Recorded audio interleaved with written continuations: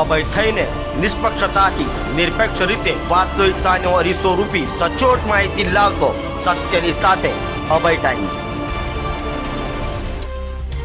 Jahangirpura canal road પર આવેલ sky હોટલમાં લિંગ પરિવર્તન કરનાર યુવાને ગળે ફાંસો ખાઈ આપઘાત કરી લીધો હતો તો પરિવારજનો દ્વારા હત્યાના આક્ષેપો કર્યા છે।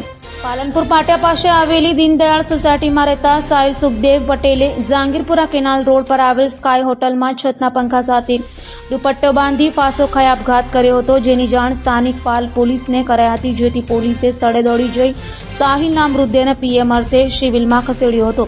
તો મૃતકના સાહિલે 5 વર્ષ અગાઉ લિંગ પરિવર્તન કરાવી યુવતી બન્યો હતો। હાલ તે કોઈ કામ ધંધો કરતો ન હતો। દરમિયાન મૃતક હોટલમાં તો ક્યારેક પોતાના પરિવાર સાથે રહેતો હતો। છેલ્લા ઘણા સમયથી તે કોઈ યુવક સાથે પ્રેમ સંબંધમાં હોવાનું પરિવારે જણાવ્યું હતું, ત્યારે પોલીસે સાહિલે આપઘાત કર્યો હોવાનું જણાવ્યું હતું। જોકે પરિવારજનો દ્વારા તેની હત્યા કર્યા હોવાની આશંકા વ્યક્ત કરાઈ હતી અને તેની સાથે રહેલા તેના પ્રેમી સલમાન સામે આક્ષેપો કર્યા હતા। હાલ તો પાલ પોલીસે આ મામલે વધુ તપાસ હાથ ધરી છે।